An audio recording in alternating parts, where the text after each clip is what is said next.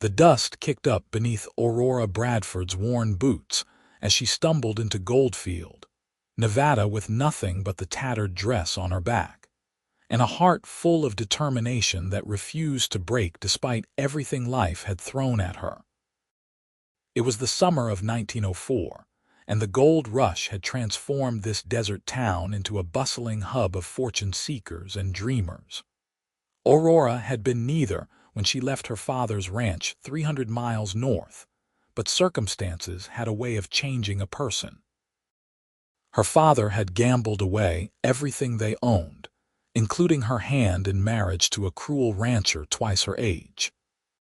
She had run the night before the wedding, taking only what she could carry, which turned out to be very little after her horse went lame 50 miles back, and she had to continue on foot. The main street of Goldfield stretched before her like a mirage, shimmering in the afternoon heat. Saloons, general stores, and boarding houses lined the dusty road, their wooden facades bleached by the relentless Nevada sun. Men in dusty hats and women in colorful dresses moved about their business, none paying her much attention. She was grateful for that. The less notice she drew, the better. Aurora's stomach growled loudly, reminding her that she had not eaten since yesterday morning. She had drunk from a stream that morning, but water could only sustain a person for so long. Her hands trembled slightly as she approached the general store, knowing full well she had no money to buy anything. Perhaps she could beg for work. She could cook, clean, mend clothes. Surely someone in this prosperous town needed help. The store was dim and cool inside, a welcome respite from the brutal heat. Barrels of flour and sugar lined one wall, while shelves stocked with canned goods, tools, and dry goods filled the space. An older man with spectacles perched on his nose stood behind the counter, tallying numbers in a ledger. "Excuse me, sir," Aurora said, her voice hoarse from thirst and dust. "I am looking for work, any kind of work. I can cook, clean, so I am a hard worker and I learn quickly."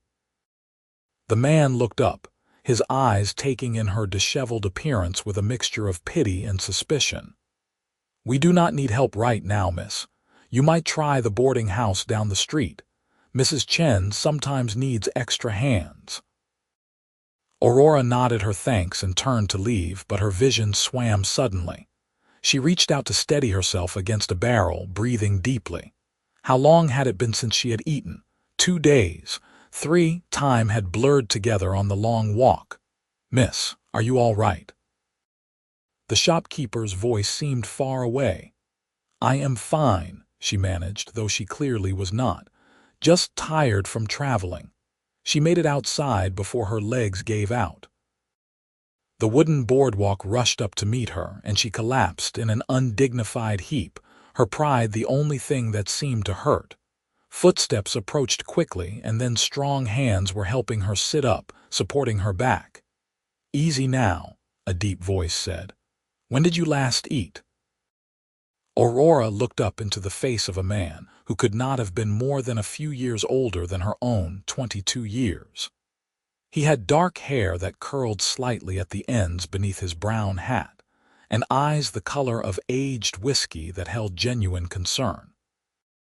Dust covered his clothes, and he wore the unmistakable gear of a working cowboy: leather chaps, spurs that jingled softly, and a bandana tied around his neck. "I am fine," she insisted, though her body betrayed her words by swaying even as he held her steady. "You are not fine. You just collapsed." His voice was firm but kind. "Come on. Let me at least get you some water." He helped her to her feet with surprising gentleness for someone who clearly spent his days doing hard labor. His hands were calloused but steady, and he supported her weight easily as he guided her to a nearby bench in the shade of the general store's awning. "Wait here," he said, disappearing into the store.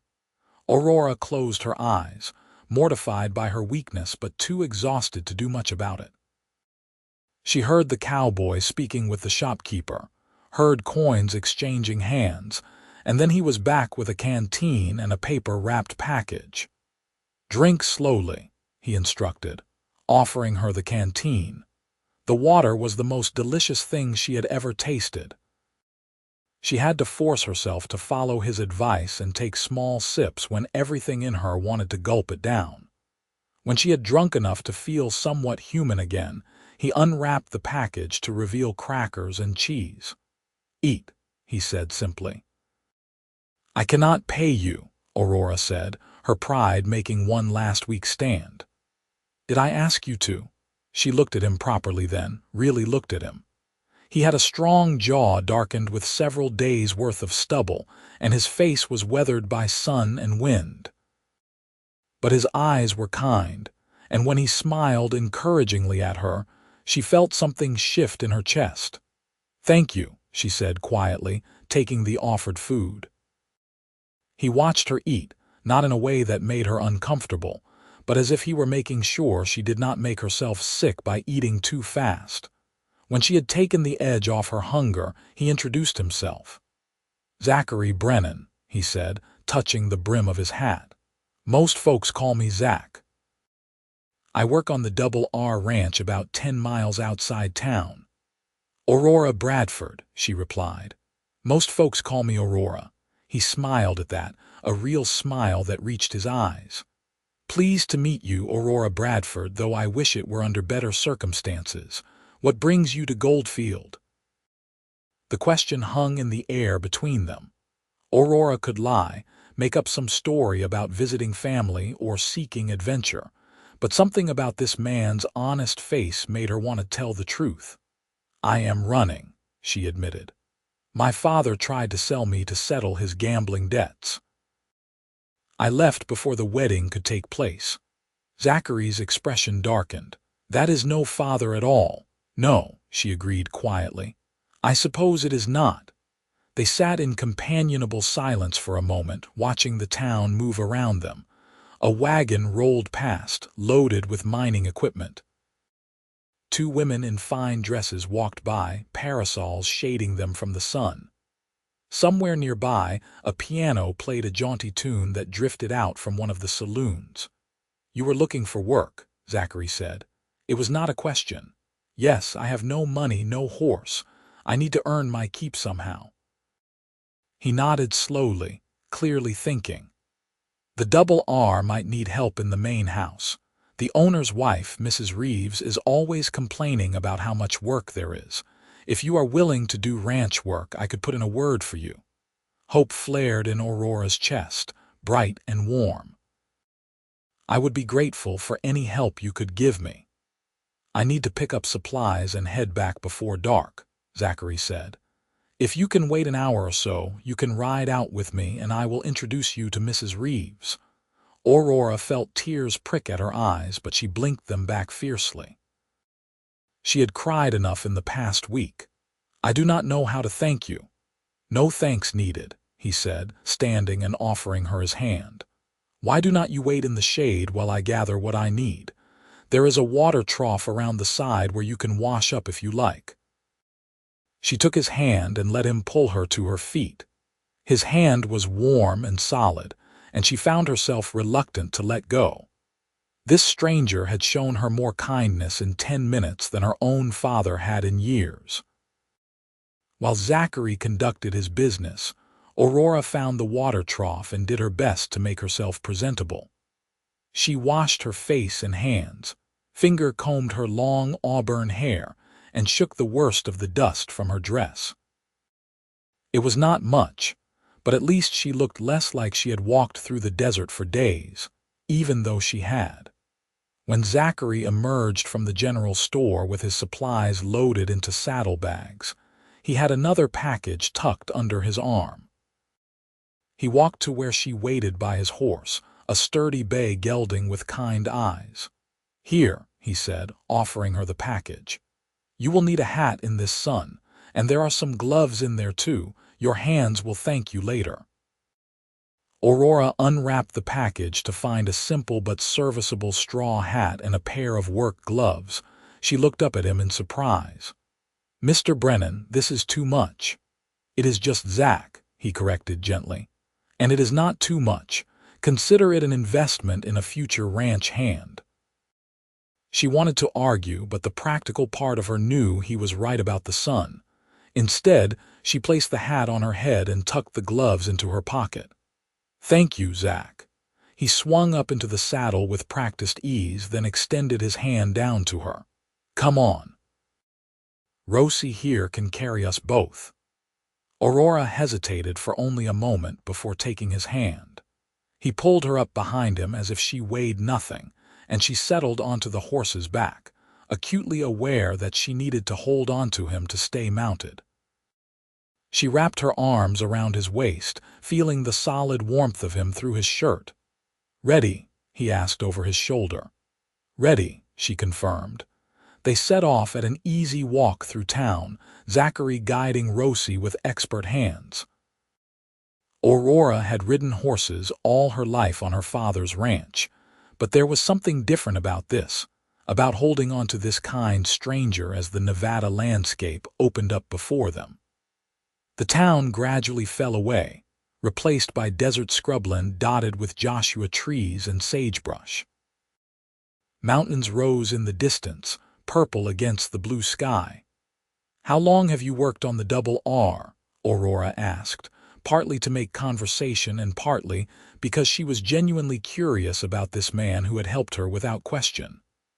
"About 5 years now," Zach replied. "Came out here from Texas after my parents died. There was nothing left for me there, and I heard Nevada had opportunities. Mr. Reeves hired me on as a ranch hand, and I have been there ever since."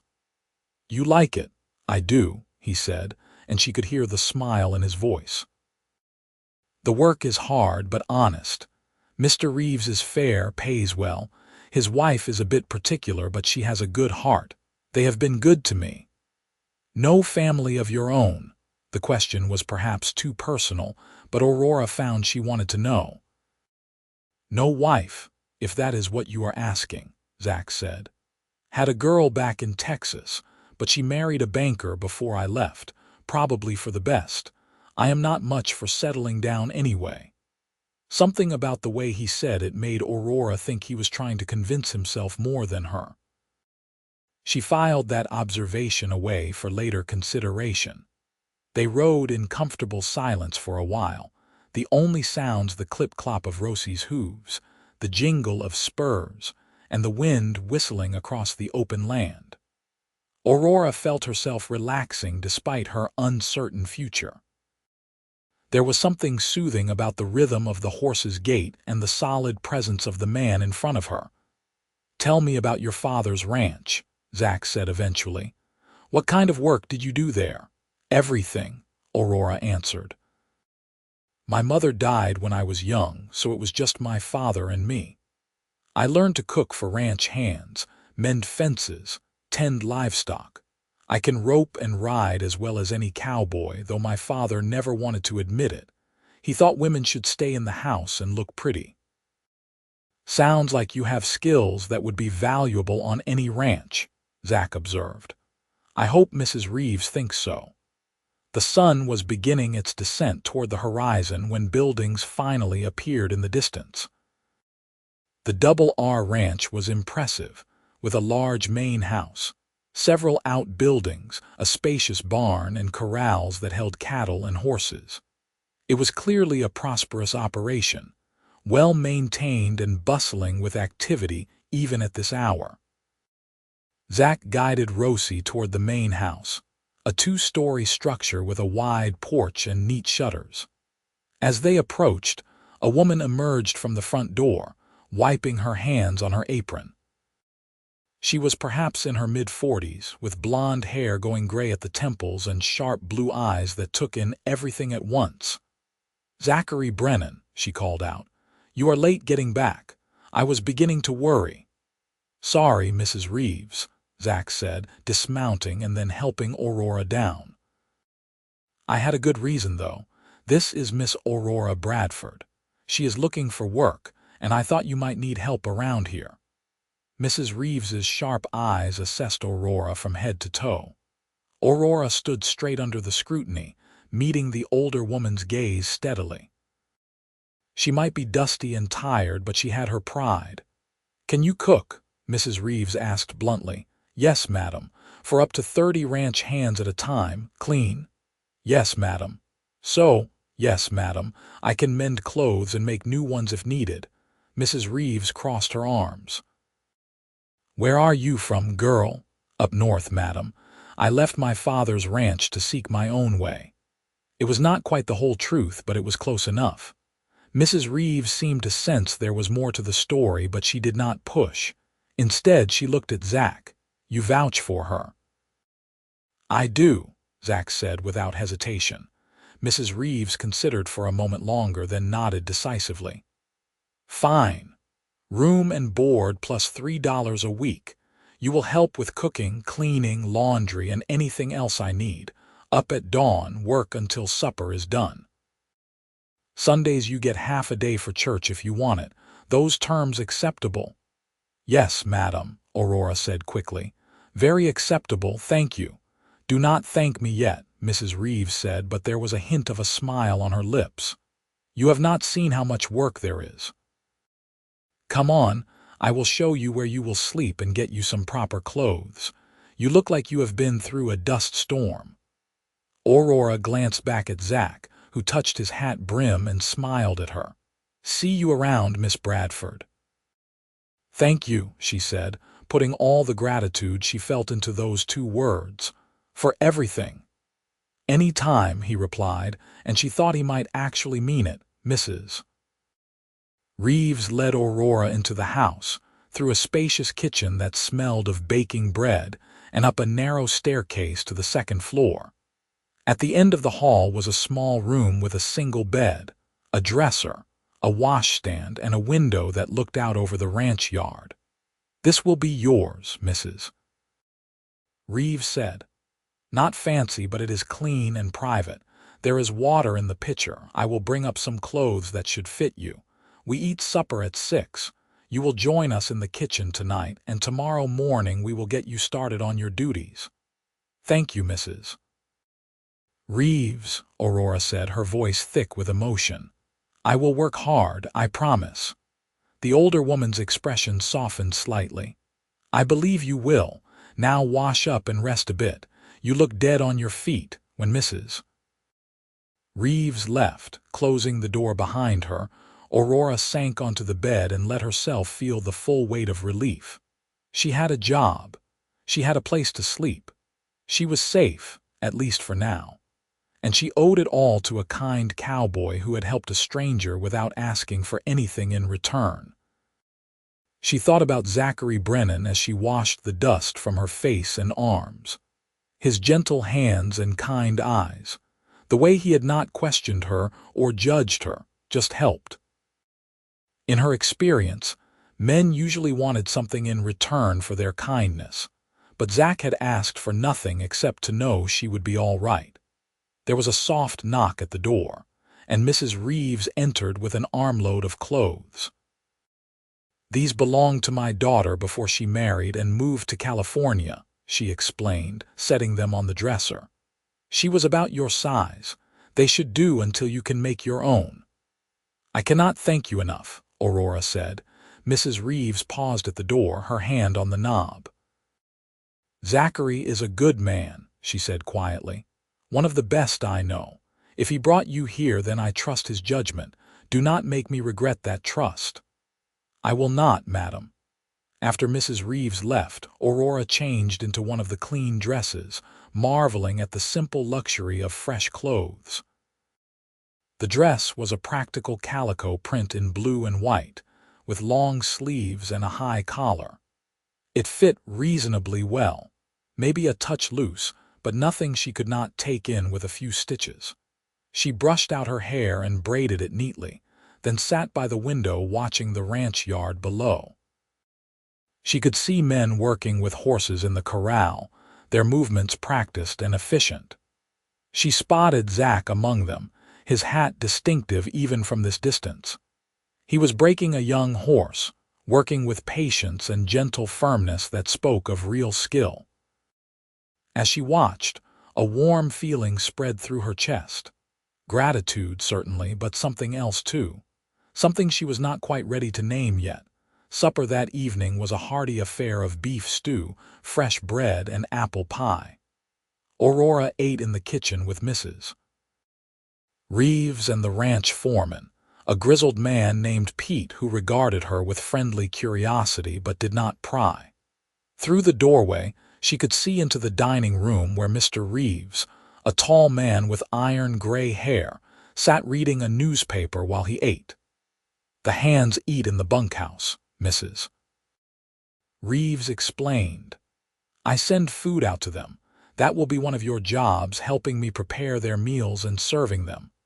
"Of course," Aurora agreed. After supper, she helped Mrs. Reeves clean up, learning the rhythm of the kitchen and where things were kept. The older woman was exacting but fair, quick to correct but also quick to praise when Aurora did something right. By the time they finished, it was full dark outside and Aurora was exhausted. "Get some sleep," Mrs. Reeves instructed. "Tomorrow we start early. There is a lot to teach you."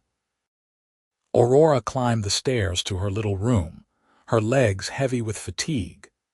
She changed into the nightgown Mrs. Reeves had provided and slipped between the clean sheets, reveling in the simple comfort of a real bed after so many nights sleeping rough. As she drifted off to sleep, her last thought was of whiskey-colored eyes and gentle hands.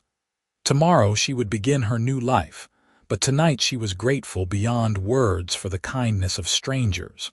The rooster's crow woke Aurora before dawn. She dressed quickly in the dim light, braiding her hair and splashing water on her face from the pitcher. When she descended to the kitchen, Mrs. Reeves was already there, stoking the fire in the great cast-iron stove. "Good, you are prompt," Mrs. Reeves said approvingly. "First thing we do is get breakfast started. The hands eat at 6, and they expect their food hot and plentiful." Aurora tied on an apron and set to work under Mrs. Reeves's direction. She mixed biscuit dough, fried bacon and eggs, made gravy, and brewed strong coffee. The kitchen filled with delicious smells and the comfortable sounds of women working together. At 6 o'clock sharp, ranch hands began filing into the dining hall adjacent to the kitchen, taking seats at the long tables there. Aurora helped Mrs. Reeves carry out platters of food, and her heart skipped when she spotted Zach among the men. He caught her eye and smiled, and she found herself smiling back before quickly turning away to fetch more biscuits. The men ate with the single-minded focus of people who did hard physical labor and needed fuel for the day ahead.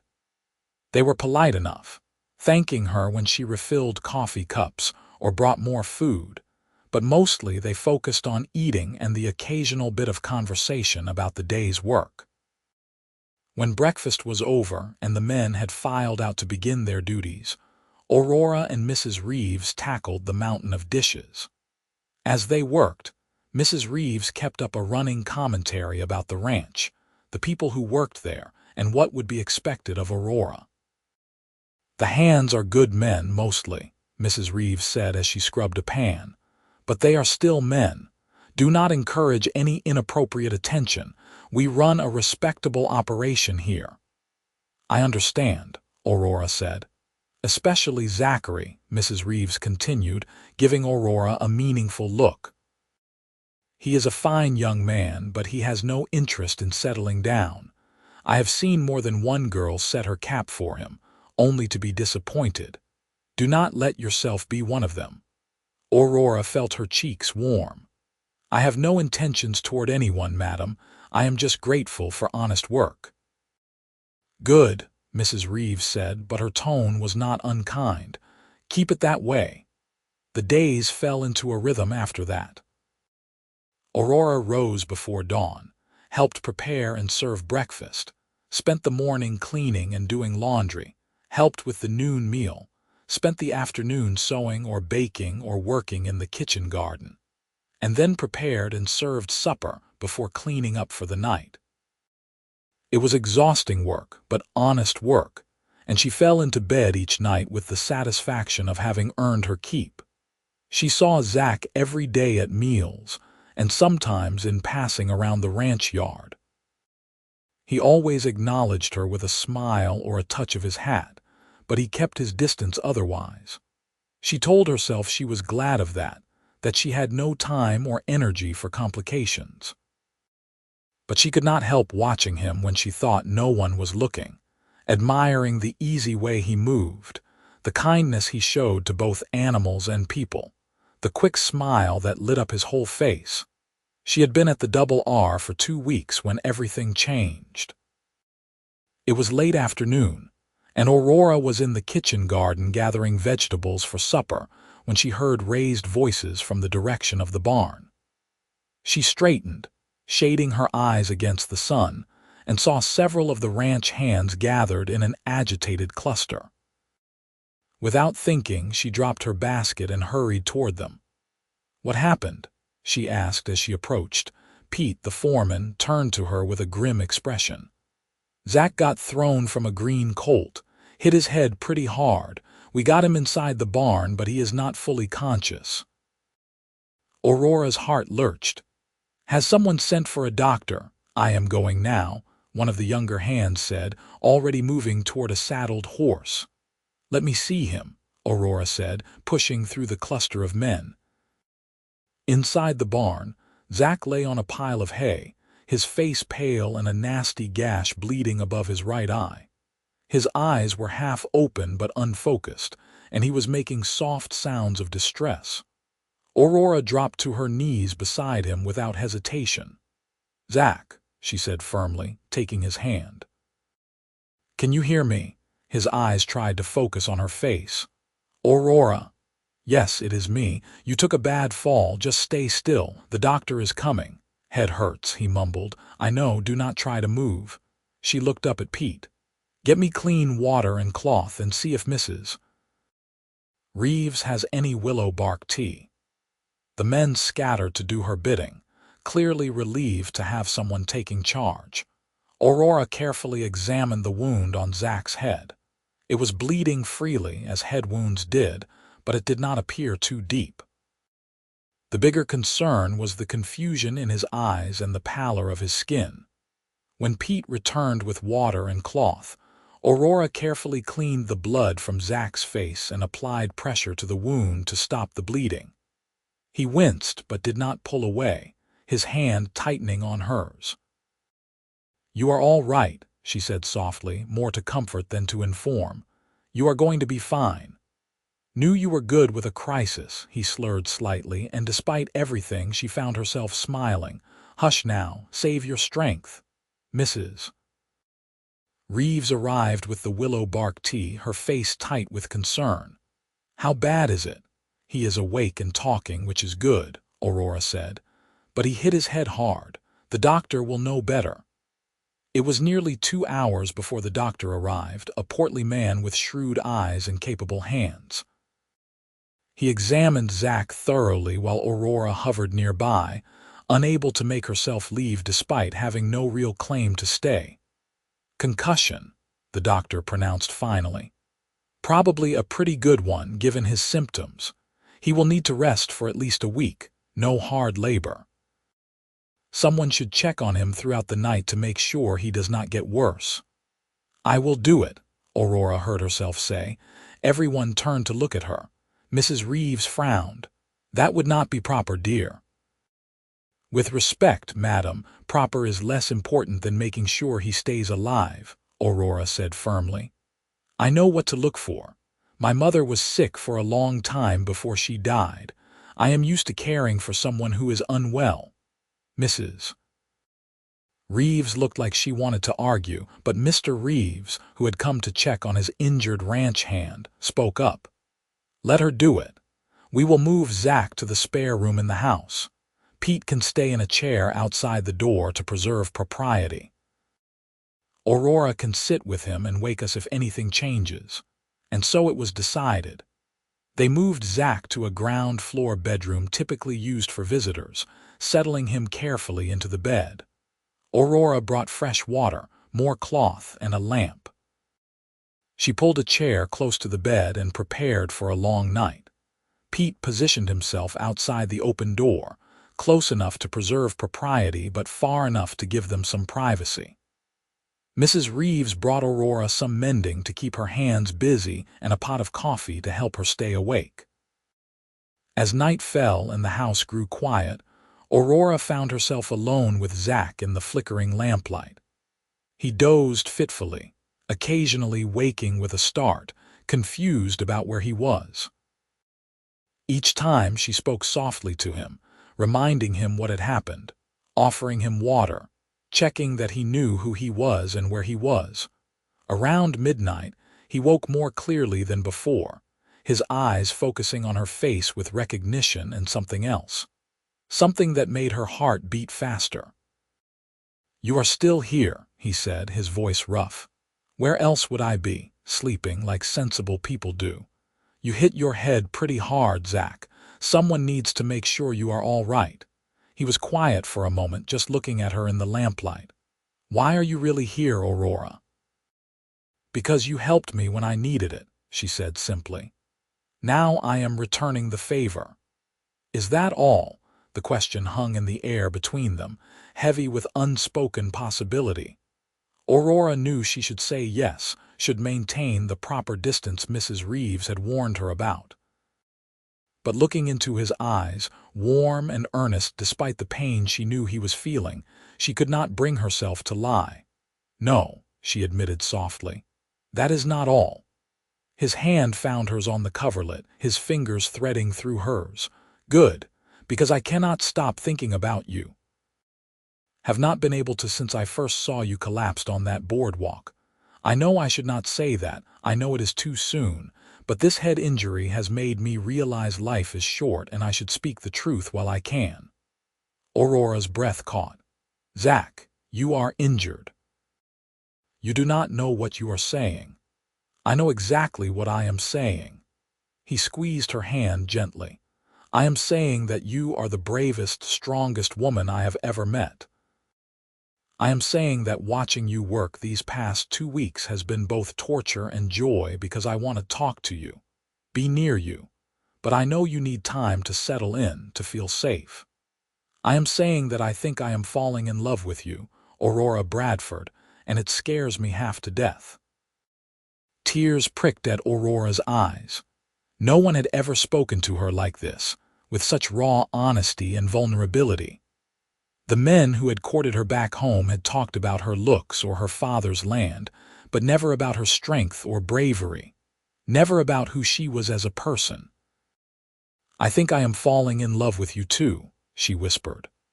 "And it terrifies me because I have known you for such a short time, and I swore I would never depend on a man again after what my father did. But you are different, Zach. You have been different from the start." He smiled then, that beautiful smile that made her heart skip. "We are quite a pair, are we not? Both scared, both running from something, but maybe we can stop running together." "Maybe," she agreed, tears spilling over despite her attempt to contain them. "But right now you need to rest and heal.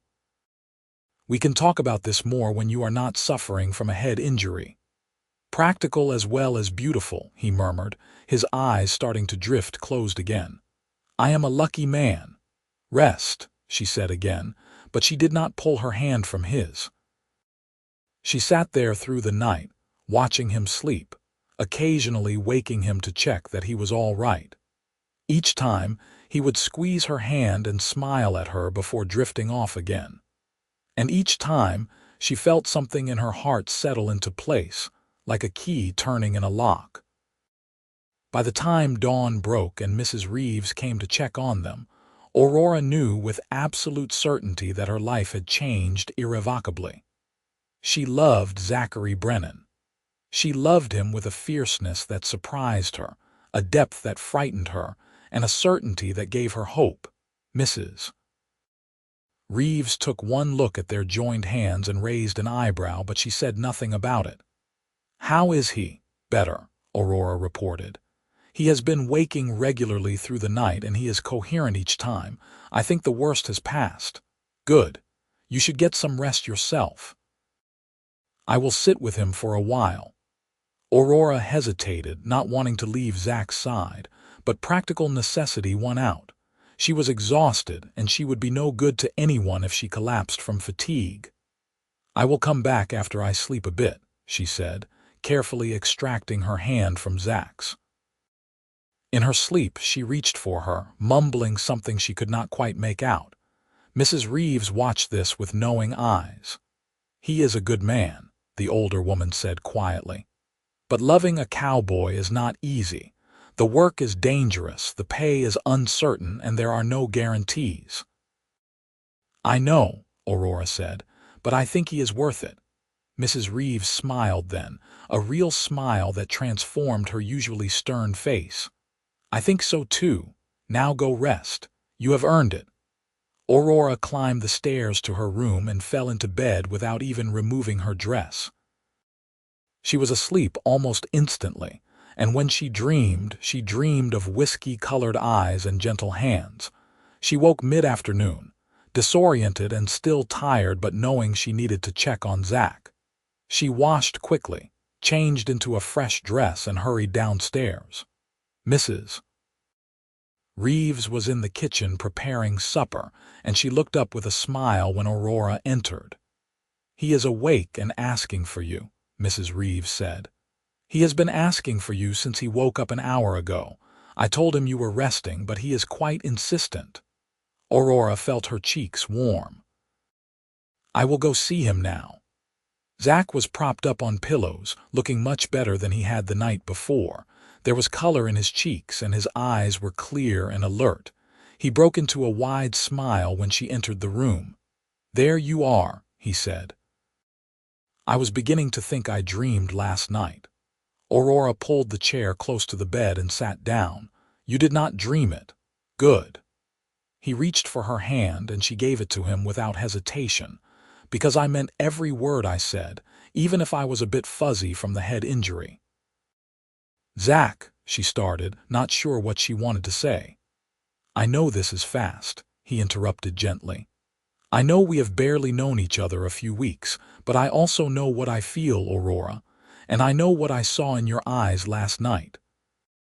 So I am going to be bold and ask you straight out. Will you let me court you properly? No pressure, no expectations, just a chance to see where this goes." Aurora felt a smile spread across her face, wide and unrestrained. "Yes, I would like that very much." "You have just made me the happiest man in Nevada," Zach said, grinning. "Now come here and sit closer. I have been staring at the ceiling for an hour and I am bored senseless. Talk to me. Tell me about your life before Goldfield. I want to know everything about you." So she did. She pulled her chair closer and told him about growing up on her father's ranch, about her mother's illness and death, about learning to do the work of both a son and a daughter, because her father had no one else. She told him about watching her father slowly sink into drink and gambling, about the mounting debts and her growing fear of what he might do to solve them. She told him about the night her father informed her she was to marry Silas Cutler, a brutal man known for going through wives like other men went through horses. About how she had packed a small bag and slipped away in the middle of the night, taking her mother's horse and what little money she had managed to save. "I am not brave," she finished quietly. "I am just stubborn. I refuse to let my life be decided by a man's bad choices." "That is exactly what brave means," Zach said firmly. "Doing what needs to be done even when you are scared. You walked across miles of desert with nothing but your determination, Aurora. That is courage." She looked down at their joined hands, overwhelmed by his faith in her. "What about you? You said you came from Texas. What was that like?" Zach's expression grew distant. "My parents had a small ranch outside San Antonio. Nothing fancy, but it was home. My father taught me everything about working cattle and horses. My mother taught me to read and write and to always treat people with kindness. They were good people." "How did they die?" "Fever, both of them, within a week of each other," Zach said, and even after all this time she could hear the grief in his voice.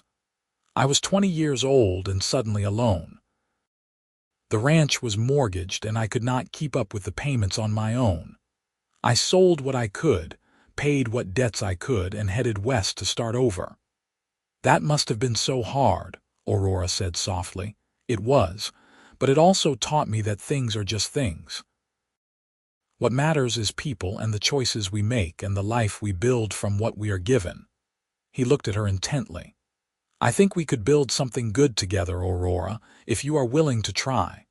I am willing, she said, but I want to take it slow. I want to be sure. Is that all right?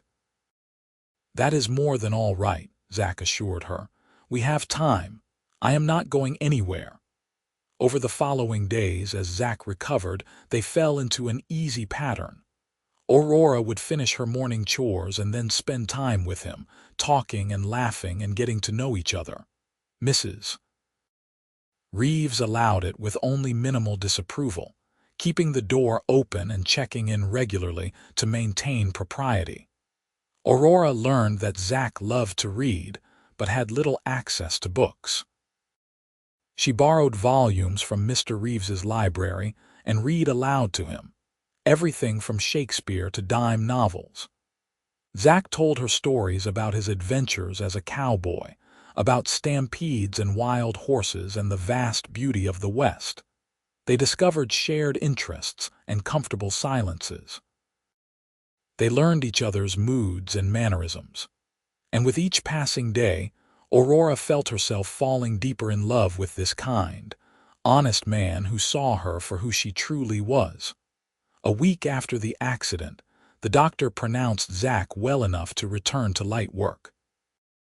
He was not happy about the restrictions, but he followed them, knowing that pushing too hard could set back his recovery. Aurora watched him move back to the bunkhouse with mixed feelings. She had grown accustomed to having him close, to being able to check on him whenever she wanted. I will see you at meals, Zach promised, reading her expression accurately. And on Sundays, we can go for a walk after church if you would like. I would like that very much, Aurora said.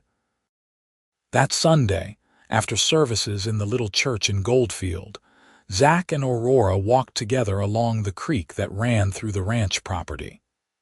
It was a beautiful late summer day, the heat finally easing into something more comfortable, the sky a brilliant blue above them. I have been thinking, Zach said as they strolled side by side, not quite touching but close enough that Aurora could feel the warmth radiating from him. About the future, about what I want. What do you want? Aurora asked, her heart beginning to beat faster. I want my own place someday, Zach said. Nothing fancy, but a small ranch of my own where I can raise horses. I am good with horses, always have been. And I think there is good money in breeding and training quality stock. I have been saving my wages for years now, and I am getting close to having enough for a down payment on some land. He stopped walking and turned to face her. I know it is early to be talking about this, but I need you to know what I am working toward. Because I am working toward a future that I hope includes you. If you will have me, Aurora's breath caught. You are talking about marriage. Eventually, yes, Zach said. Not right away, I know we need more time, but I want you to know my intentions are serious, Aurora. I am not playing games. I am building a life and I want you to be part of it.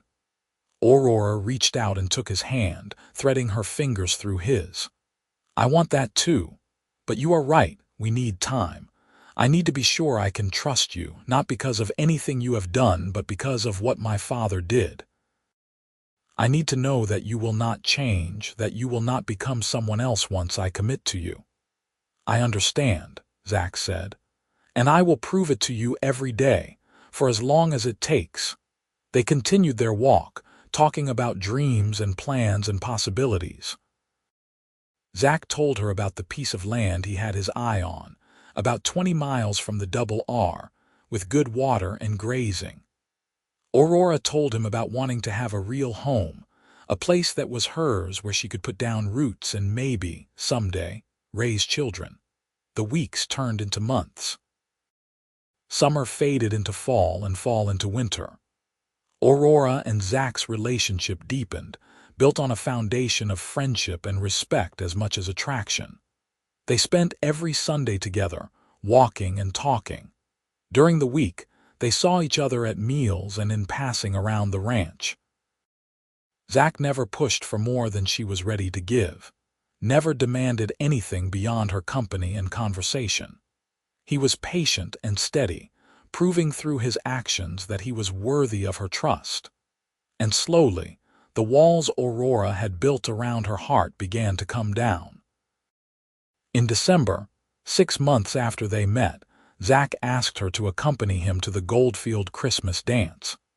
It was the social event of the season, and Aurora spent days sewing a new dress for the occasion, a deep blue wool that brought out the color of her eyes.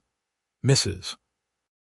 Reeves helped her style her hair, pulling it up in an elegant arrangement that made Aurora feel beautiful and sophisticated.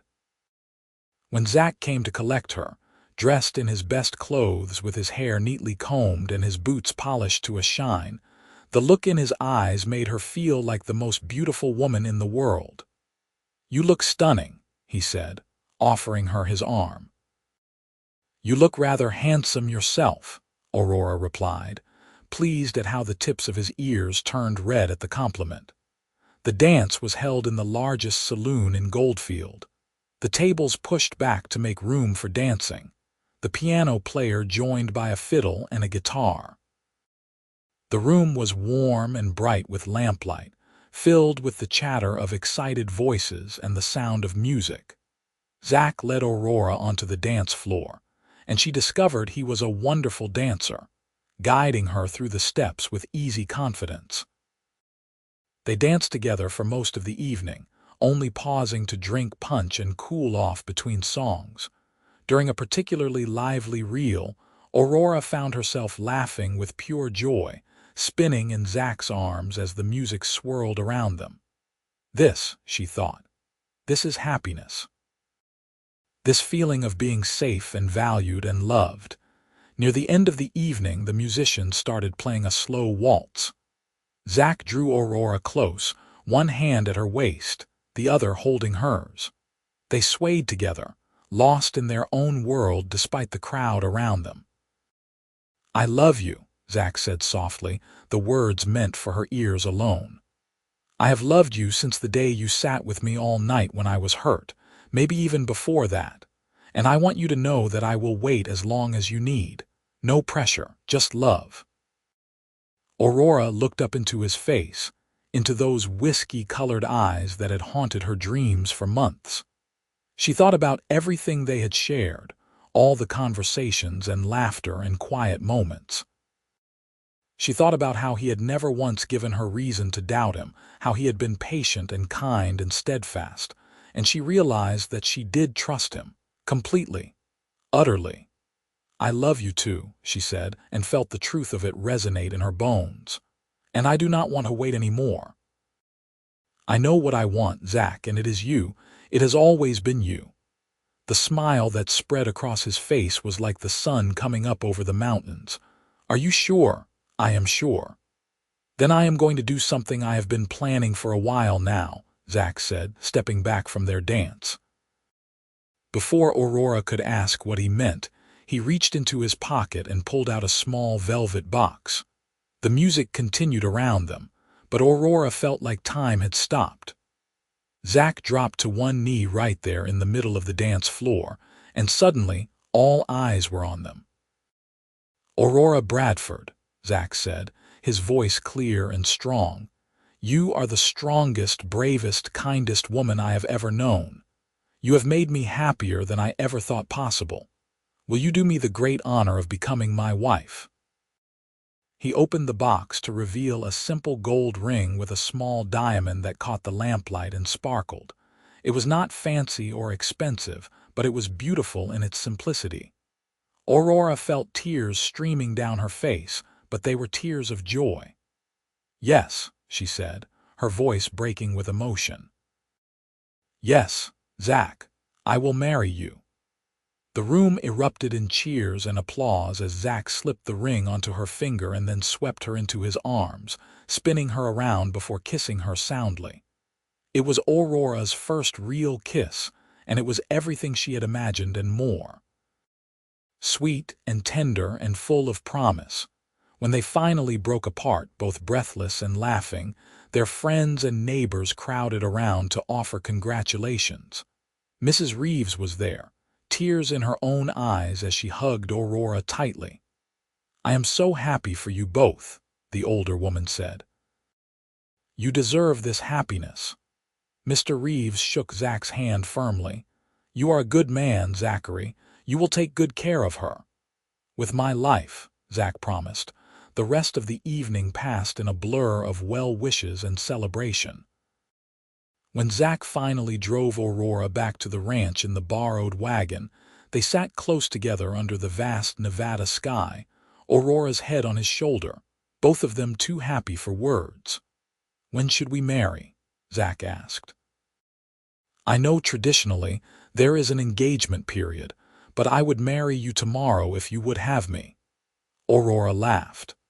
"Let us wait until spring. That gives us time to make proper arrangements and for you to finish the down payment on that land you have your eye on."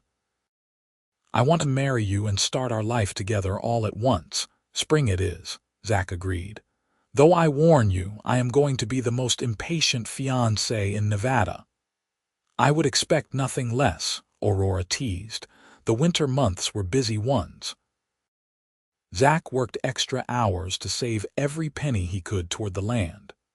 Aurora sewed her wedding dress and household linens, preparing for their life together. Mrs. Reeves helped her plan a simple ceremony to be held at the ranch, followed by a reception in the barn. In March, a month before the wedding, Zach came to Aurora with news that made her heart race. "I did it," he said, unable to contain his excitement. "I signed the papers today. I own that land, Aurora. We own it. It is ours." Aurora threw her arms around him, laughing and crying at once. "Oh, Zach." "That is wonderful. Come see it with me tomorrow," he urged. "I want you to see our home."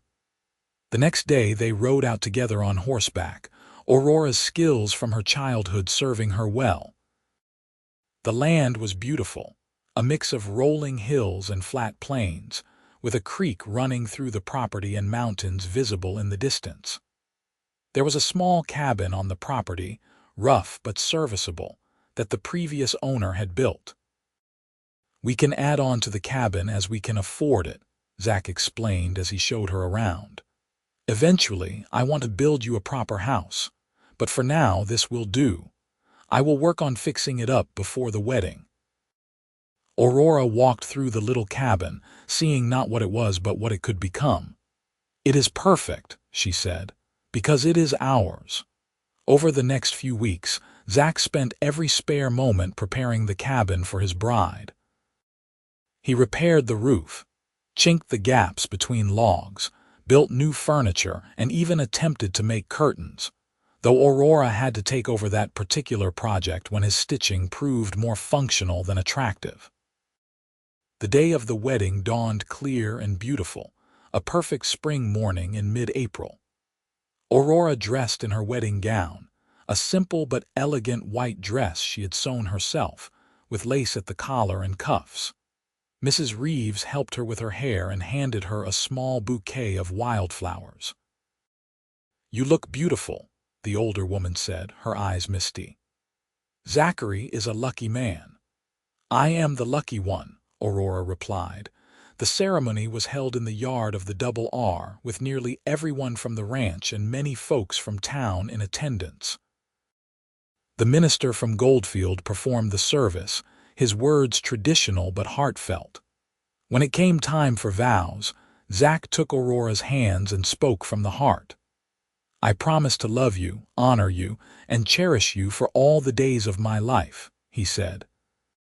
"I promise to work hard to give you a good life, to listen when you speak, and to value your opinions.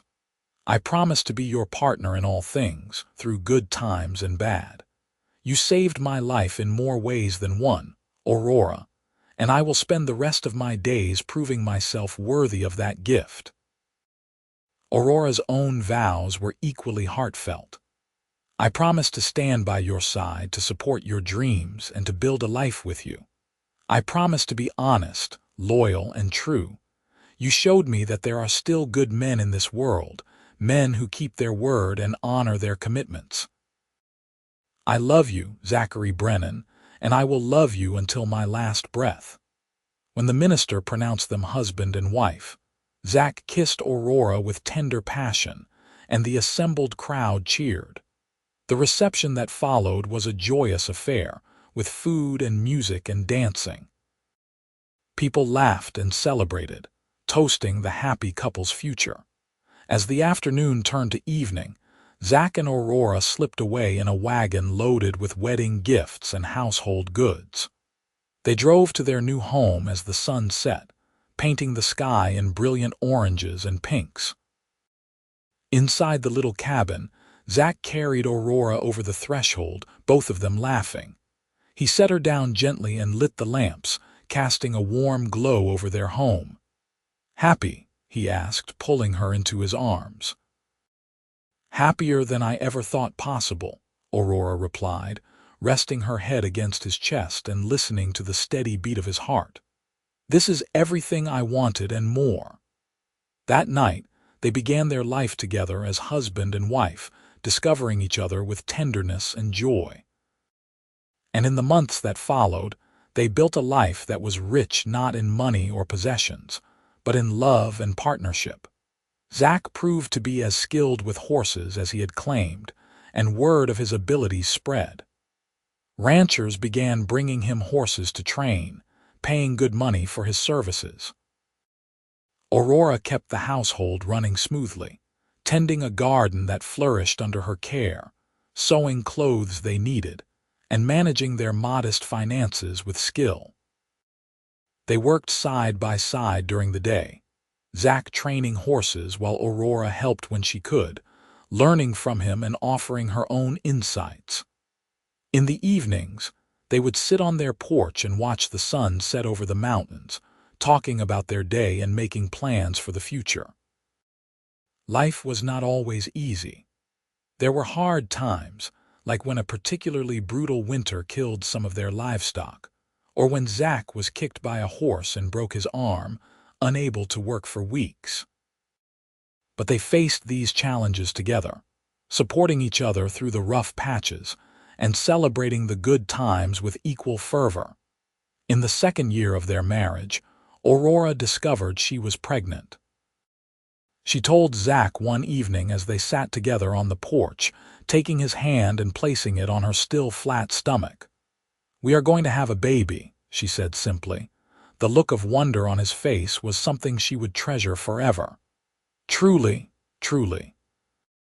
He swept her into his arms, careful not to squeeze too hard, and buried his face in her hair. "Thank you," he whispered.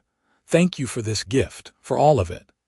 Their son was born on a cold February morning, arriving with a hearty cry that announced his presence to the world. They named him Samuel, after Zach's father, and he had his mother's auburn hair and his father's whiskey-colored eyes. Watching Zach with their son, seeing the gentle way he held the tiny baby and the fierce love in his eyes, Aurora fell in love with her husband all over again. He was a devoted father, changing diapers without complaint, walking the floor with Samuel when he fussed, and gazing at the baby with wonder. 2 years later, they welcomed a daughter they named Grace, after Aurora's mother. She was a sweet-tempered baby with blonde curls and blue eyes, and Samuel adored his little sister from the first moment he saw her. As the children grew, so did their horse ranch. Zach's reputation spread throughout Nevada and beyond, and they were prosperous enough to add on to the cabin, building the house Zach had promised Aurora. It was not a mansion by any means, but it was spacious and comfortable, with room for their growing family and the life they were building. Aurora taught both children to read and write, using the books she borrowed from town and the newspapers Zach brought home. She taught them to work hard, to treat others with kindness, and to value honesty and integrity above all else. Zach taught them about horses and cattle, about the land and how to care for it, about being self-reliant while also knowing when to ask for help. On their 10th wedding anniversary, Zach came to Aurora with a small wrapped package. They had just put the children to bed and were sitting together on the porch as they did most evenings, watching the stars come out. "I have something for you," he said, handing her the package. Aurora unwrapped it to find a small leather journal. "Oh, Zach, it is beautiful." "Open it," he urged. Inside the front cover, in Zach's careful handwriting, were words that made her eyes fill with tears. "For Aurora, who saved me in every way a person can be saved. Thank you for choosing me, for trusting me, and for building this beautiful life with me. All my love, always and forever, Zach." "I want you to write in it," Zach explained. "Write our story so our children and their children will know how we started, how much we love each other, so they know that sometimes the best things in life come from taking chances on people." Aurora looked at her husband, this man who had offered her his help when she had nothing, who had proved his love through actions as much as words, who had built a life with her through hard work and dedication. She thought about that day in Goldfield, how she had been at her lowest point and he had appeared like an answer to a prayer she had not known to say. "I love you," she said, the words as true now as they had been the first time she spoke them. "More than I can ever fully express." "I love you too," Zach replied, pulling her close. "Thank you for saying yes all those years ago. Thank you for taking a chance on a cowboy with more dreams than sense." They sat together in comfortable silence, watching the stars wheel overhead, content in the life they had built and the love they shared. One Sunday afternoon, when Samuel was 12 and Grace was 10, the family made a trip into Goldfield for supplies. As they walked down the main street, Aurora found herself standing near the spot where she had collapsed all those years ago, where Zach had first helped her. "What are you thinking about?" Zach asked, noticing her distant expression. "I was just remembering," Aurora said. "Remembering how scared and alone I felt that day and how you appeared out of nowhere to help me." "Best day of my life," Zach said firmly. "Finding you." Samuel, who loved stories about his parents' past, piped up. "Tell us again how you met." So as they walked toward the general store, Aurora and Zach took turns telling the story, filling in details and laughing at the memories. They told about the offer of food and water, about the ride to the ranch, about falling in love despite their fears and reservations. Inside the general store, while Aurora was examining fabric, Zach picked up a penny and looked at it thoughtfully. He remembered that day so clearly, the day he had found Aurora collapsed on the boardwalk. He had been down to his last dollar, having spent most of his pay on supplies for the ranch. He remembered thinking he should offer her that dollar, give her the means to buy food or shelter, but something had stopped him. Something had told him that what she needed was not money but kindness, not charity but genuine help. So instead of offering her his last dollar, he had offered her food, water, a job, and eventually his heart. Later, as they were loading their supplies into the wagon, Zach showed Aurora the penny. "I was just thinking," he said. "Remember how I offered you food and water that day? I almost offered you money instead. I was down to my last dollar and I thought about giving it to you." Aurora took the penny from his hand, turning it over thoughtfully. "I am glad you did not. Money would not have saved me, Zach, but your kindness did. Your willingness to see me as a person rather than a problem to be solved with money, that made all the difference." She handed the penny back to him with a smile. "Besides, I did not want your last dollar. I wanted your heart, and that is exactly what I got." Zach laughed and pulled her into a hug right there in the street, not caring who saw. You certainly did. You have had it from the very start, whether I knew it or not. As they drove home that evening, the children dozing in the back of the wagon and the setting sun painting the sky in brilliant colors, Aurora leaned against her husband's shoulder and felt profound gratitude for the life they had built together. She thought about how far they had both come, from scared and lonely people running from their pasts to confident adults with a family and a home.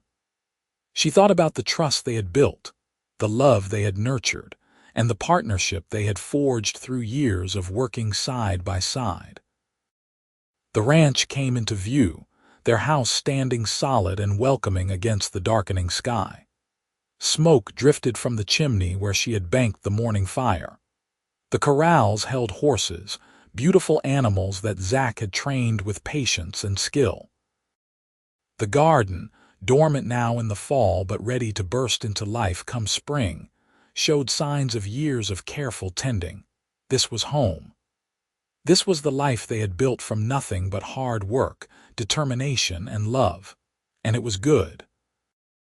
That night, after the children were asleep, Aurora began writing in the journal Zach had given her.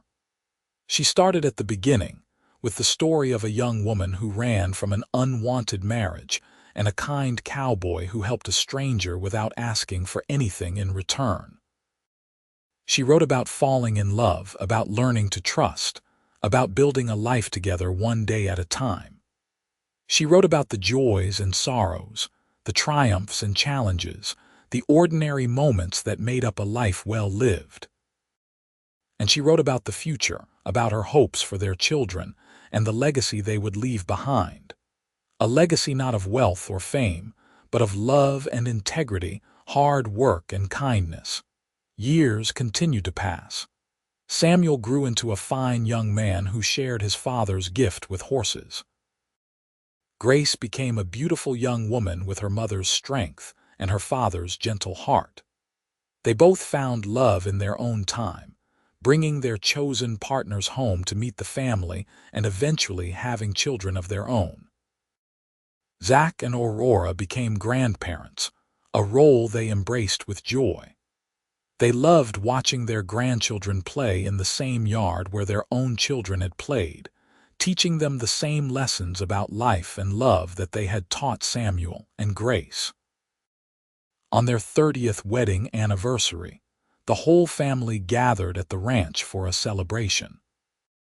Children and grandchildren filled the house with laughter and noise, and Aurora stood in her kitchen preparing food with Grace and her daughters-in-law, watching through the window as Zach showed the grandchildren how to rope a fence post.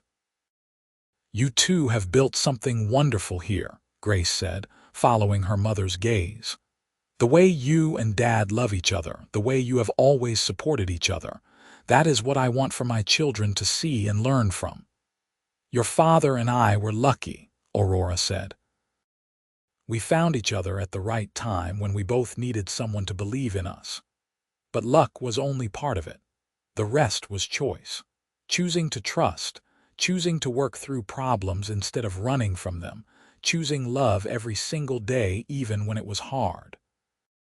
"That sounds like wisdom born of experience," Grace observed with a smile. "Oh, we made plenty of mistakes along the way," Aurora assured her daughter. "But we made them together, and we learned from them together. That is what made the difference." That evening, when the younger crowd had taken the children on a walk to see the horses, Zach found Aurora on the porch, sitting in the rocking chair he had built for her years ago. "Penny for your thoughts," he said, settling into the chair beside her. Aurora smiled at the old phrase. "I was just thinking about how blessed we have been, how fortunate to have found each other, to have built this life. Sometimes I still cannot quite believe it is real." "It is real," Zach assured her, reaching for her hand. "As real as you and me, still here, still together, still in love after all these years." He pulled something from his pocket, and Aurora saw it was an old, worn dollar bill. She recognized it immediately as the last dollar he had carried the day they met, the dollar he had considered offering her but had kept instead. "I have carried this with me all these years," Zach explained. "Kept it as a reminder of the best decision I ever made. That day in Goldfield, I could have just given you money and walked away. But something told me you needed more than money. You needed a hand up, not a handout. You needed someone to see your worth and help you reclaim it." He held out the dollar to her. "I offer you this now, 30 years late, not because you need it, but because I want you to know that everything I have, everything I am, has always been yours. My heart, my soul, my last dollar, all of it." Aurora felt tears streaming down her face, but they were happy tears. She took the dollar and then set it aside, reaching instead for her husband's weathered hand. "Keep your dollar," she said, echoing words from long ago that she had never actually spoken but that had lived in her heart all the same. "I do not need your money, Zach. I never did. All I ever wanted was your heart, and you gave me that freely, along with a love that has sustained me through everything life has thrown our way." She leaned over and kissed him, tender and sweet, a kiss that held 30 years of love and devotion. "Thank you," she whispered, "for seeing me that day, for helping me, for loving me, for building this beautiful life with me." "Thank you for letting me," Zach replied, "for trusting me despite having every reason not to, for taking a chance on a cowboy with a dream and not much else. You made me better, Aurora. You made my life worth living." They sat together as the sun set, holding hands and watching the sky transform into a canvas of colors. Inside the house, they could hear their family laughing and talking, the sounds of the life they had created together. Samuel came out onto the porch, his own children in tow. "There you two are. We are about to cut the anniversary cake. You have to come inside." Zach and Aurora stood, still holding hands, and followed their son into the house. The dining room table was laden with food, and in the center sat a beautiful cake that Grace had made, decorated with flowers and the words, "30 years of love." As the family gathered around, raising glasses of cider to toast the happy couple, Aurora looked at the faces of her children and grandchildren, at the strong, capable people they had become. This was her legacy, she thought, not wealth or fame, but family, love, connection. "To the best parents anyone could ask for," Samuel said, his voice thick with emotion. "Thank you for showing us what real love looks like, what commitment and partnership mean. We are all better because of your example." "To Grandma and Grandpa," the grandchildren chorused, and everyone drank. Later, after the cake was eaten and the children were getting sleepy, families began heading home or to the bedrooms that had been prepared for them. Aurora and Zach walked outside once more, needing a moment of quiet after the joyful chaos of the celebration. The night was clear and cool, stars scattered across the sky like diamonds. They walked hand in hand to the corral, leaning against the fence and looking out over the land they had worked so hard to build into something meaningful. "You have any regrets?" Zach asked suddenly. Aurora considered the question seriously, thinking about the life she might have had if things had been different, if she had not run from her father's ranch, if she had not collapsed on that street in Goldfield, if Zach had not stopped to help her. "Not a single one," she said finally. "Every choice I made, even the hard ones, led me here. To you, to our family, to this life. How could I regret any of that?" "I was hoping you would say that," Zach admitted, "because I feel the same way. Even the difficult times, the struggles and setbacks, they all had purpose. They made us stronger. They proved that our love could weather any storm." Aurora turned to face him, taking both his hands in hers. "Do you remember what you said to me the night you proposed? You said we could stop running together. And we did, Zach. We stopped running from our pasts and started building toward our future. That was the best decision either of us ever made." "Agreed," Zach said, pulling her close. "Though I have to say, my best decision was stopping to help a beautiful woman who collapsed on a boardwalk in Goldfield. Everything good in my life flows from that moment. And my best decision was accepting your help," Aurora replied. "Even though I was scared and uncertain, even though I had every reason to distrust men after what my father had done, I accepted your kindness. I let you in. And that changed everything." They stood there in the quiet night, wrapped in each other's arms, feeling the solid reality of the life they had built. Around them, the ranch slept, the animals settled in their pens, the house full of family. It was a moment of perfect peace, perfect contentment. As they walked back to the house, Aurora's thoughts drifted to the journal she had been writing in for years, filling page after page with their story.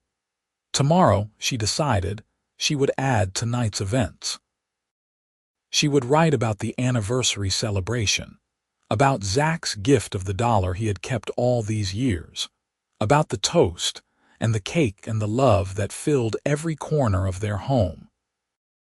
And she would end with this: that love was not something that happened to you, but something you chose every day through good times and bad. That the best love was built on a foundation of friendship and respect, nurtured with kindness and patience, and sustained through commitment and effort. She would write that she had been blessed beyond measure to find a man who saw her as a partner, not a possession. A man who valued her strength and intelligence, who encouraged her dreams and supported her ambitions. A man who had proved through 3 decades of marriage that his love was real, deep, and enduring. In bed that night, Aurora nestled against Zach's side, her head on his chest, listening to the steady beat of his heart. It was the same sound that had comforted her through illness and injury, through difficult childbirths and sleepless nights with sick children, through the 1,000 little worries and fears that made up a life. "I love you," she whispered into the darkness. "I love you too," Zach replied, his arms tightening around her. "Today, tomorrow, and always." As Aurora drifted off to sleep, safe and warm in her husband's arms, she offered up a silent prayer of thanksgiving, for second chances, for kind strangers who became beloved partners, for the courage to trust again, for a love that had grown deeper and richer with each passing year. She thought about the woman she had been 30 years ago, scared and alone, with nothing but determination keeping her going. She wished she could go back and tell that woman not to be afraid, that everything would work out better than she could possibly imagine, that the cowboy who stopped to help her would become her whole world. But that woman was gone, transformed through love and time into the person Aurora was now, confident, happy, fulfilled. A wife, mother, grandmother, a partner in a thriving business. A woman who had built a life she was proud of, surrounded by people she loved. The years continued their steady march. Samuel and Grace both married and had families of their own, though they stayed close to the ranch, building their own homes on parcels of land that Zach and Aurora gave them. The horse ranch continued to prosper, gaining a reputation throughout the West for producing quality animals trained with patience and skill. Zach began teaching Samuel and his oldest grandson the finer points of horse training, passing on knowledge accumulated over a lifetime of working with animals. Aurora taught her daughters and granddaughters to sew, cook, and manage a household, but also to be strong and independent, to know their own worth and never settle for less than they deserved. On their 40th anniversary, the whole extended family gathered again. There were over 30 people now, including children, grandchildren, and even a few great-grandchildren. The celebration was loud and joyful, filled with stories and laughter and love. Zach had started to slow down, his joints stiff from years of hard work, his hair silver instead of dark. But his eyes were still bright, still filled with love when he looked at Aurora. And Aurora, though her own hair had gone gray and her face showed the lines of a life well lived, was still beautiful in his eyes. Still the brave young woman who had walked through the desert alone, still the strong partner who had built this life with him. That evening, as the party wound down, their oldest grandson approached them with the journal Aurora had been keeping all these years. "Grandma," he said, "I found this on the shelf in your study. Is this your writing?" "It is," Aurora confirmed. "It is the story of your grandfather and me, how we met, how we fell in love, how we built this family." "May I read it?" the young man asked. "I would like to know the story properly, not just the bits and pieces you have told us over the years." Aurora looked at Zach, who nodded his approval. "Of course you may," she said. "That is why I wrote it after all. So our family would know where they came from, what we built from nothing but determination and love." The young man took the journal carefully, treating it with reverence. "Thank you. I will take good care of it."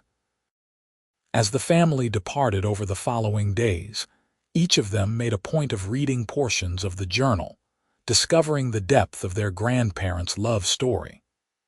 They read about hardship and triumph, about the early days when money was tight and the future uncertain. They read about the birth of their parents, about illnesses overcome and challenges faced together.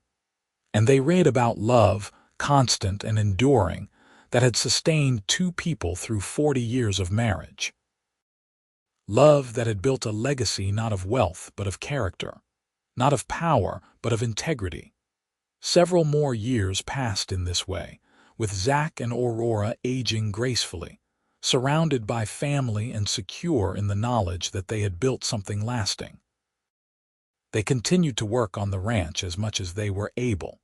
Zach still training horses, though he left the hard physical labor to younger men.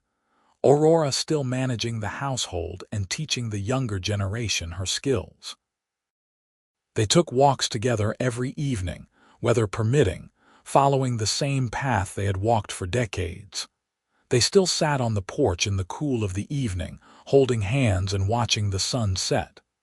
They still said, "I love you," every night before sleep and every morning upon waking. One spring morning, when Aurora was 75 and Zach was 77, he did not wake up. He passed peacefully in his sleep, still holding Aurora's hand, his face calm and content. The doctor said his heart had simply worn out after a long life of hard work. Aurora grieved deeply for the loss of her partner, her love, her best friend. But even in her sorrow, she was grateful. Grateful for the 53 years they had shared, for the family they had built, for the love that had sustained them both through everything life had thrown their way. At Zach's funeral, held on the ranch he had loved so much, Aurora spoke about their life together. She told the story of how they met, a story everyone knew but never tired of hearing. She spoke about his kindness, his integrity, his unwavering commitment to family. And she spoke about love, the kind of love that endured beyond death, that lived on in the hearts and lives of all those he had touched. "Your grandfather once offered me his last dollar," she said, looking out at the sea of faces, at the family they had created together. "Or at least he thought about offering it.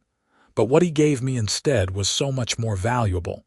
He gave me his time, his kindness, his respect. He gave me a chance to build a new life. And eventually he gave me his heart." She paused, emotion threatening to overwhelm her, but she pushed on. "I did not want his money, I never did. I wanted his heart, and he gave it freely. In return, I gave him mine, and together we built all of this." She gestured to encompass the ranch, the family, the life they had created. "This is his legacy, not just this land or these buildings, but you. All of you. The children and grandchildren and great-grandchildren who carry forward the values he held dear: kindness, integrity, hard work, Love. After the funeral, as family members slowly departed, Aurora stood by Zach's grave, newly dug in the small family cemetery on the property.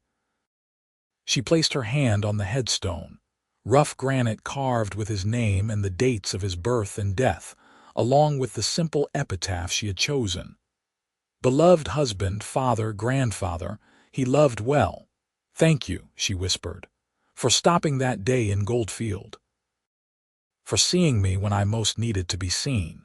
For loving me so well, so completely, for all those years. You made my life beautiful, Zach. You gave me everything I ever wanted and things I did not even know to dream of. She stood there for a long time, remembering. The first time she saw his kind eyes, the way he had helped her without asking for anything in return. Their first kiss, their wedding day, the birth of their children, 1,000 small moments that added up to a lifetime of love. Finally, as the sun began to set, painting the sky in the brilliant colors Zach had always loved, Aurora turned and walked back toward the house. Her steps were slower now, her body tired from grief and age. But inside the house, warm and welcoming, her family waited. Grace had stayed on to help her mother through this difficult time, and Aurora could see lights in the windows and smoke rising from the chimney. Inside, her daughter had prepared supper, and they ate together in the kitchen where Aurora had cooked thousands of meals over the years. They talked about Zach, sharing favorite memories, laughing and crying in equal measure. "What will you do now, Mom?" Grace asked gently. "Will you stay here on the ranch, of course?" Aurora said without hesitation. "This is my home. This is where I built my life with your father. I will not leave it now." And she did not. Aurora lived on the ranch for several more years, still contributing where she could, still teaching the younger generations, still serving as the matriarch of the family Zach and she had created. She walked their old path every evening, often talking to Zach as if he were still beside her, telling him about the grandchildren and great-grandchildren, about the happenings on the ranch, about how much she missed him.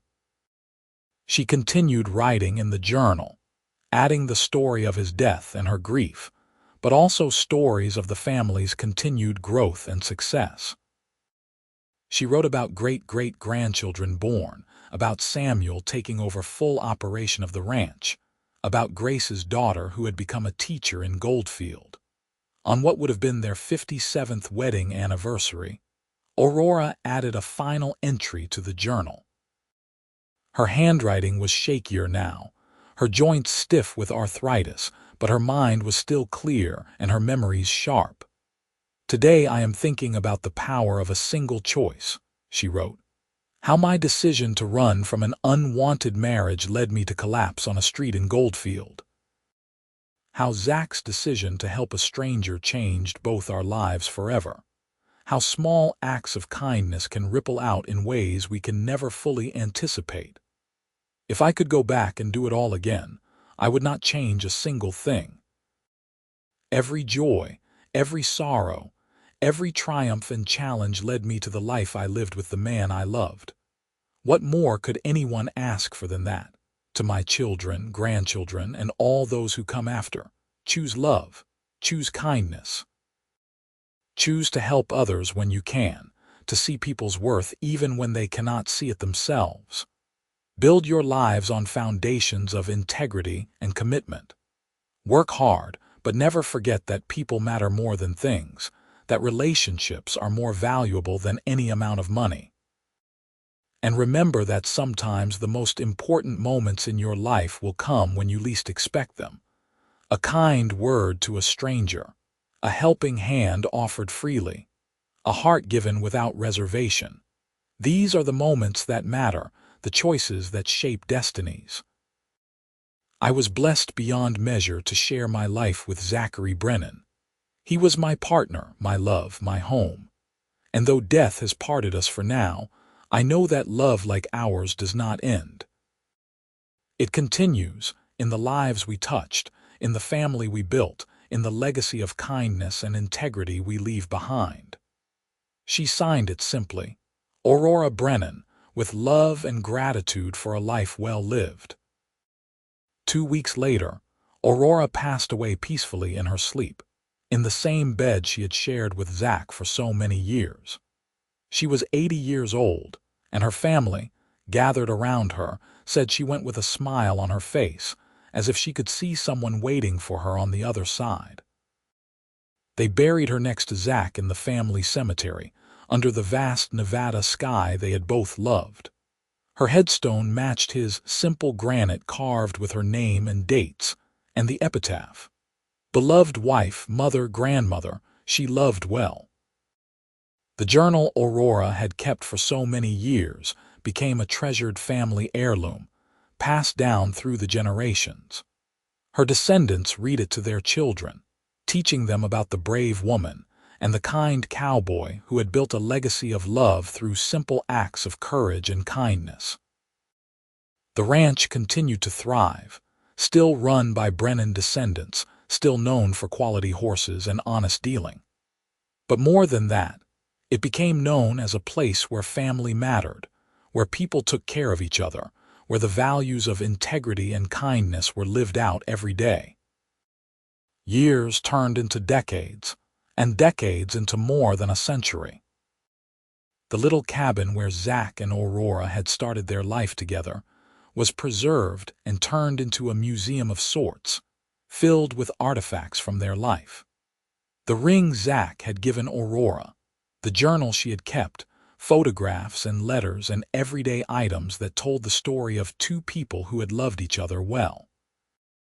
Visitors to the ranch, hearing the story of how it all began, often asked about that first meeting in Goldfield. They wanted to know every detail of how a cowboy had helped a stranger and ended up finding the love of his life. And the Brennan descendants would tell the story with pride, explaining how their great-great-grandfather had offered kindness instead of money, how their great-great-grandmother had accepted help despite her fear, how two people had built something beautiful from nothing but determination and love. They would show visitors the old dollar bill, preserved in a frame alongside a handwritten note in Zach's writing. "I offer you my last dollar, but I hope you will take my heart instead." And next to it, in Aurora's graceful script, "Keep your dollar. Your heart is all I ever wanted or needed." It became a symbol for the family, a reminder that the best things in life cannot be bought with money. That love, freely given and gratefully received, is the greatest treasure anyone can possess. That sometimes the most important choice we make is to stop and help someone in need, because we never know how that single act of kindness might change not just their life, but our own. The story of Zachary and Aurora Brennan, the cowboy and the runaway bride who found each other in a dusty Nevada town and built a legacy of love, was told and retold for generations. It became part of family lore, a story that reminded each new generation of the values their ancestors had lived by and the love that had founded their family. And in Goldfield, on the main street where Aurora had once collapsed from hunger and exhaustion, where Zach had stopped to help a stranger in need, a small plaque was eventually placed. It read simply, "Here began a love story for the ages." May we all be so lucky as to give our hearts so freely and love so well. The end.